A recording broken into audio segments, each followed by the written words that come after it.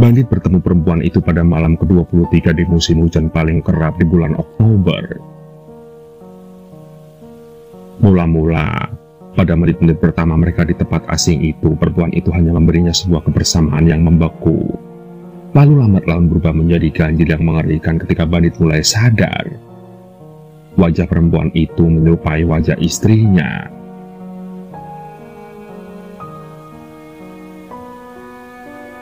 Tempat asing itu adalah sebuah rumah kayu dengan bau cendana lembab yang teramat pekat.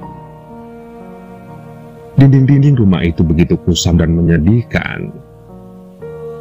Hanya ada beberapa perabotan lama yang hampir lapuk, yaitu 2 kursi kayu berbentuk kotak, meja dari potongan kayu yang teramat besar, lemari baju yang kosong, 3 lukisan abstrak yang sama sekali tidak ia ketahui maknanya, dan patung kayu yang sepertinya sengaja dipahat secara serampangan.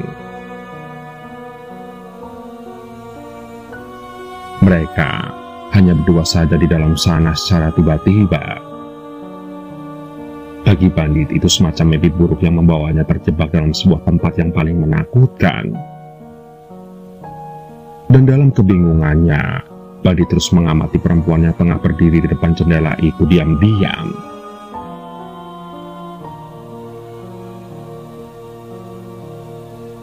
Hujan di luar sana begitu deras dan kejam. Suara kaca yang diterjang titik-titik air menjadi bagian paling berisik, dan Bandit merasakan rumah kayu itu tengah menggigil seperti dirinya. Berapa kali pun ia mengamati, perempuan itu benar-benar mirip dengan istrinya.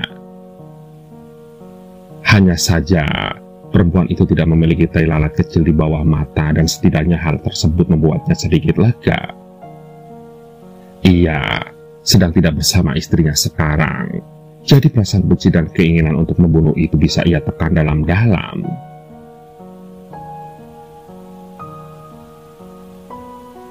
Benar, ia masih memendam kemarahan itu. Ia sangat ingin membunuh istrinya.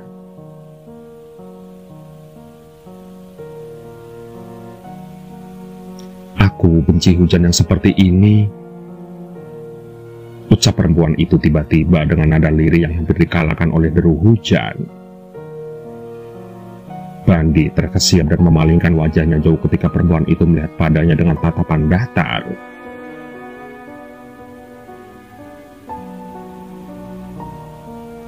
"Kita ada di mana?"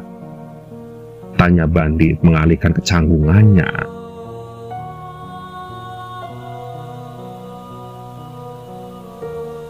"Entahlah, kamu yang menemukan rumah ini kan?" Kini, Bandit menoleh ke arah perempuan itu sambil berusaha menguatkan hatinya sendiri dari kebencian yang meletup-letup sedari tadi di dalam dadanya yang ceking.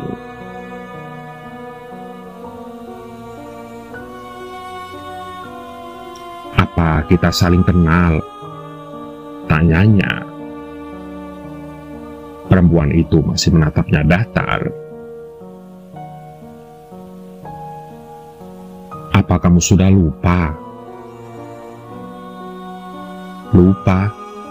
Lupa tentang apa?" "Tentang aku dan mengapa kita ada di sini." Bandit lantas mengerutkan kening. "Kita sedang melakukan observasi di hutan. Kamu dikirim dari Jakarta, dan entah bagaimana kita terpisah dari tim."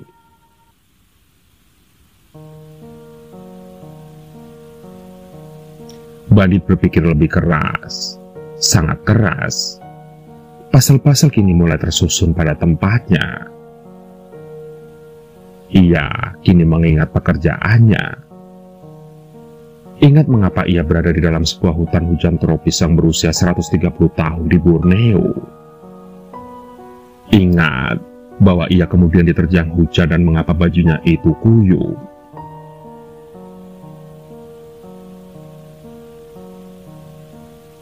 Hujan turun terlalu deras dan kita terdampar. Untung kamu menemukan rumah kayu ini, ujar perempuan itu sekali lagi.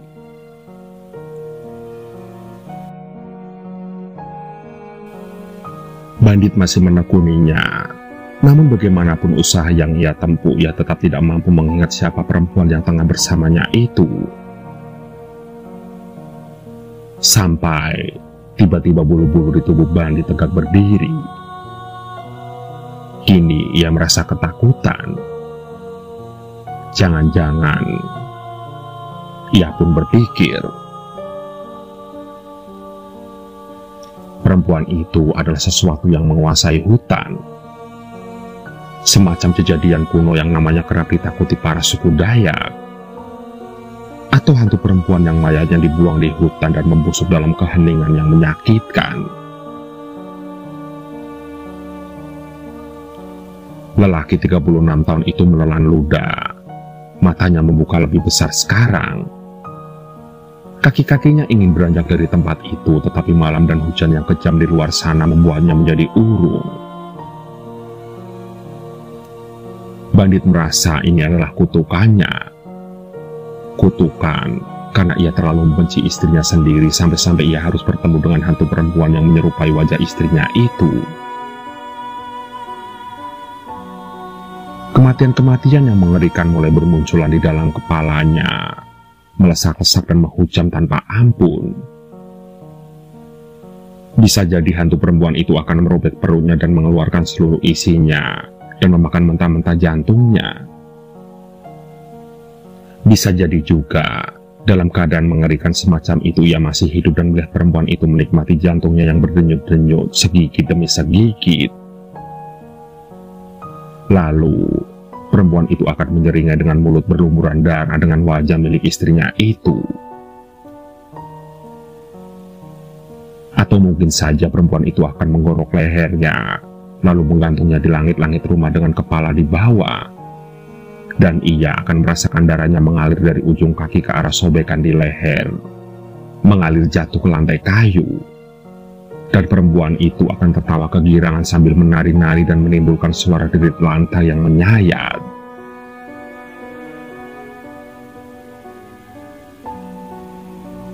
Betapa menyedihkannya kematian itu. Sama seperti ketika ia memikirkan cara-cara untuk membunuh istrinya dulu.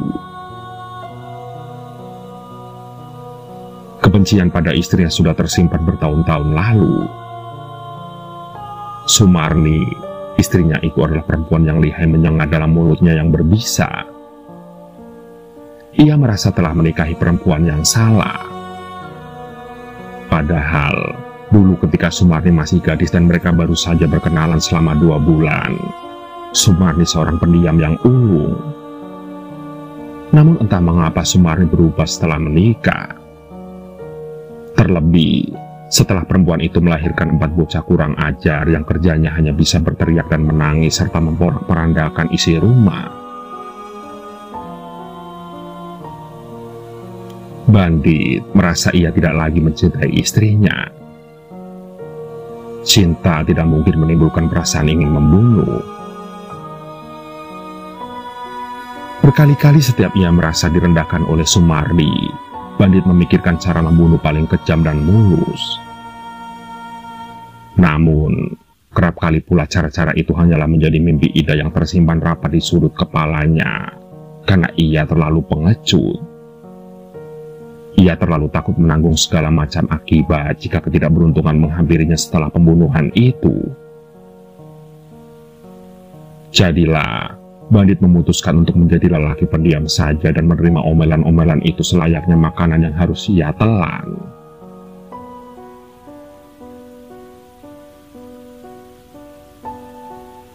"Apa kamu sudah menikah?"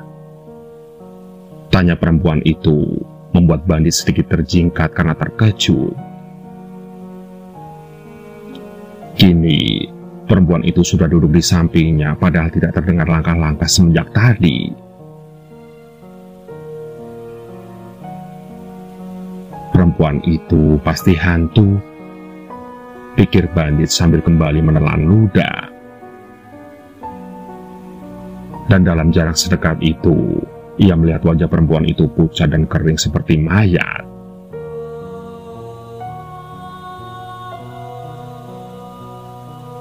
Tidak mungkin lelaki seumuranmu belum menikah. ucap perempuan itu lagi, padahal Bandit belum menjawab pertanyaannya. Iya, aku sudah menikah. Berapa anakmu? 4. Mereka pasti lucu-lucu ya. Mereka mengerikan. Perempuan itu menatapnya tajam, seolah ada tidak kepercayaan di rona matanya.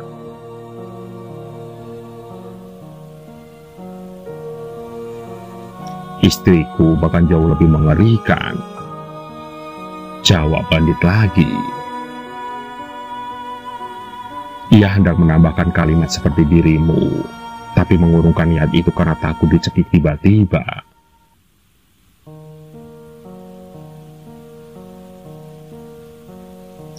Perempuan itu tidak melontarkan perkataan apa-apa, dan kini mereka menjadi bagian dari keheningan. Hanya saling menatap, lalu bibir perempuan itu pecah dengan lirihnya. Tidak ada seorang istri pun yang bisa menjadi mengerikan kalau lelakinya mampu mengerti dirinya dengan benar. Bandit merasa terhantam oleh kata-kata itu.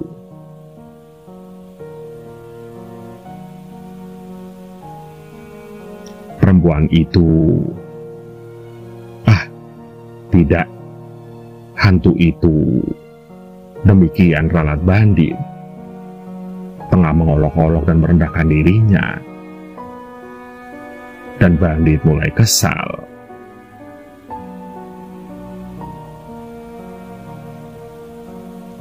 Kenapa kamu harus muncul di hadapanku? Kenapa tidak ke orang lain saja? Tanyanya.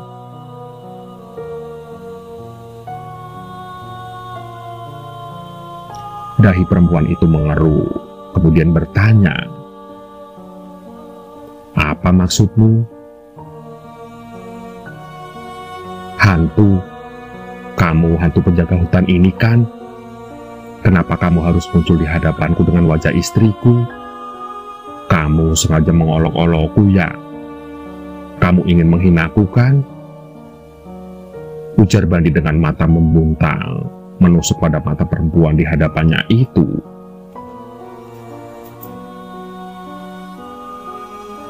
"Hantu? Aku?" Perempuan itu mendesak. Ini semacam mimpi buruk saja. Kenapa harus aku yang menemanimu tersesat?" "Iya, aku pasti sedang bermimpi buruk. Tidak mungkin ada hantu yang bisa bermimpi." Perempuan itu juga balas menatapnya tajam.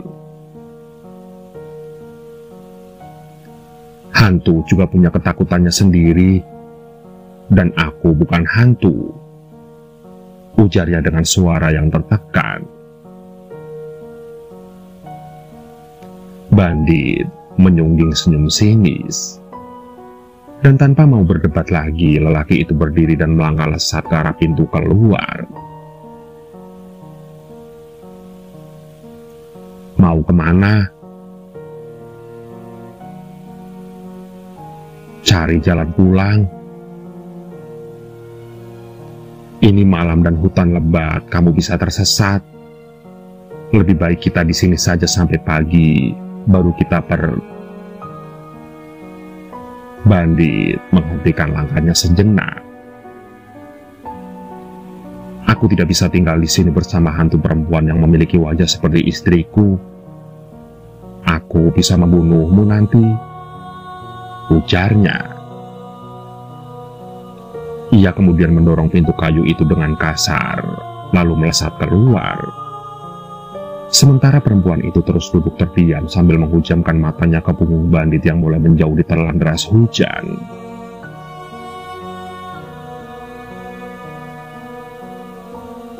Bandit berdiri terengah-engah dengan wajah menengada. Bau hutan yang kuyup menyentuh-nyentuh cuping hidungnya. Ia tidak menghitung sudah berapa jauh dirinya menebas hutan dan menelusuri kegelapan hutan itu. Titik-titik air menempa tubuhnya yang terus menggigil dan berkali-kali ia terpleset jatuh. Dalam pelarian itu, entah mengapa ia merasa pernah mengalami hal yang sama. Ia ingat di waktu itu dirinya juga berlari menerobosi hujan dan menggendong rasa putus asa yang teramat besar. Bandit mencoba mengingat, tapi tidak menemukan apapun. Dan entah mengapa hari ini ia menjadi lelaki yang melupakan banyak hal. Ia menyerah, putus asa. Ia kembali berlari, menerobosi hutan, menerobosi kegelapan, menerobosi sebuah kemarahan yang meletup-letup di dalam dadanya.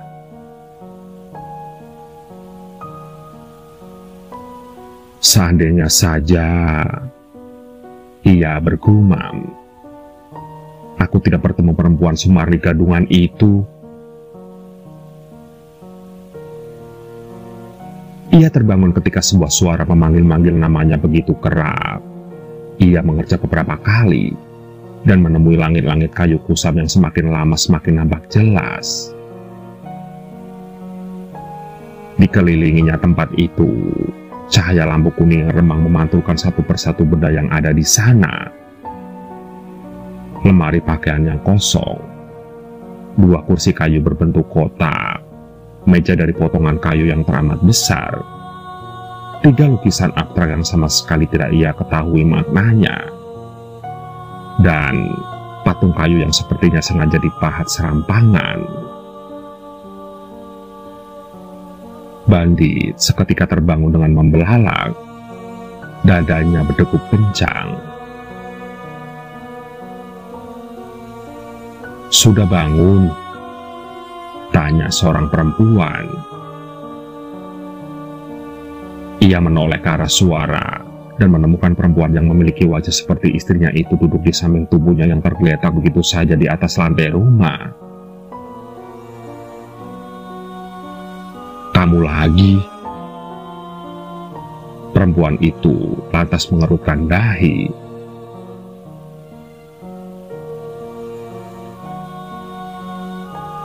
"Maksudnya, Pak?"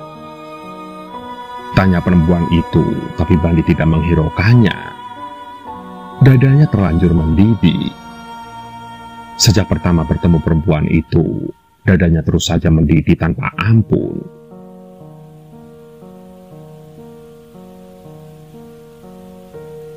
"Kenapa harus aku? Kenapa kamu harus menghantui aku, Marni?" teriaknya penuh kemarahan. Bandit menerjang, mencengkram dan mencekik leher perempuan itu kuat-kuat. Perempuan itu enggap-engapan dan berusaha melepaskan diri dari Bandit, tetapi lelaki itu lebih kuat ketimbang dirinya. Mata Bandit memerah dan bulir-bulir air mata kepedihan itu berayun-ayun di sudut. Dan dengan perasaan yang meluap-luap ia menatap wajah ketakutan perempuan itu mirip seperti istrinya. Benar-benar mirip seperti istrinya. Bandit lantas melepaskan tangannya dengan gemetaran. Dan bayangan demi bayangan melesat di dalam kepalanya. Malam itu, ketika ia baru menerima telepon yang mengabarkan perihal tugas barunya di Kalimantan, hujan turun begitu deras di halaman rumahnya. Bandit berdiri mematung dan menengadah. Napasnya tercungap-cungap. Ia habis berlari sejauh yang bisa dilakukannya. Berlari dan berlari, namun pada akhirnya ia memutuskan untuk kembali.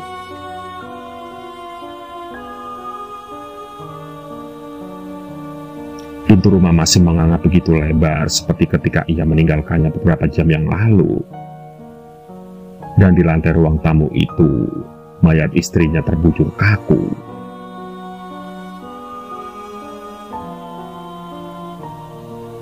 Bandit menghela napas panjang untuk yang terakhir kalinya di malam ke-23 di bulan Oktober itu. Sebelum kemudian ia gontai berjalan memasuki rumah. Dikuncinya pintu itu rapat-rapat. Ia merasa lelah. Ia lelah diremehkan menjadi seorang lelaki. Kini ia pun lelah menjalani hidupnya sendiri. Bandit lantas memutuskan mati dengan membawa semua perasaan itu di dalam dadanya.